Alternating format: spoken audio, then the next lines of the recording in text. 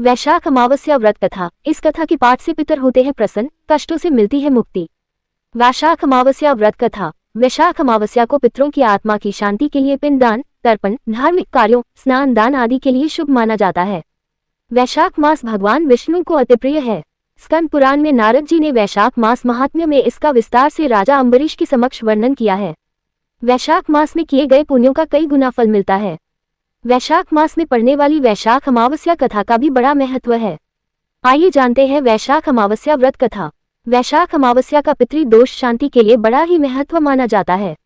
वैशाख अमावस्या के दिन पवित्र नदी के किनारे या किसी भी पवित्र स्थान पर पितरों की आत्मा की शांति के लिए श्राद्ध, तर्पण, पिंडदान आदि का विशेष महत्व है। वैशाख अमावस्या पर पितरों के लिए दान करने से पितृ दोष से मुक्ति मिलती है। इसके साथ ही वैशाख अमावस्या व्रत कथा में भी पितृ दोष शांति का वर्णन किया गया है।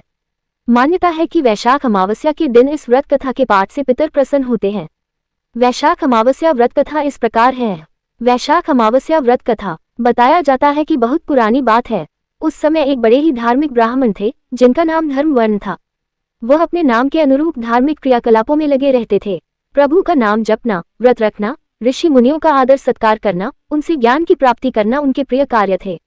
एक बार एक पुण्यात्मा ने उन्हें बताया कि कलियुग में भगवान विष्णु के नाम जप के बराबर कोई पुण्य कार्य नहीं है।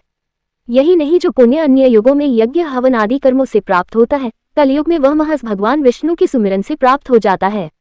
धर्मवर्ण को जब ये गुण ज्ञान मिला तो उन्होंने इसे गांठ बांध कर रख लिया। इसके बाद वह दिन रात प्रभु हरि का नाम जपने लगे और सांसारिक जीवन को छोड़कर संन्यास की ओर चल दिए। वह इधर उधर भ्रमण करने लगे। जब वह प्रभु नाम जपते जपते पितृलोक में पहुंचे तो कहा जाता है कि उन्होंने देखा कि उनके पितर कष्ट झेल रहे हैं। उन्होंने जब पितरों से उनके दुखों और कष्ट का कारण पूछा तो ब्राह्मण को पता चला कि उनके पितरों की ये दशा उनकी वजह से ही हुई है। इससे ब्राह्मण को बड़ी ग्लानि हुई। उन्होंने अपने पितरों से इसकी वजह पूछी तो उन्होंने ब्राह्मण को बताया कि तुम्हारे संन्यास की वजह से उनका कोई पिंडदान करने वाला नहीं बचा है।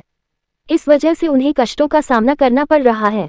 पितरों ने ब्राह्मण से कहा कि हमें इस कष्ट से राहत तभी मिल सकेगी जब तुम दोबारा से गृहस्थ जीवन में प्रवेश करोगे, संतान पैदा करोगे और वैशाख अमावस्या की तिथि पर हमारा पूरे विधि विधान के साथ पिंडदान करोगे।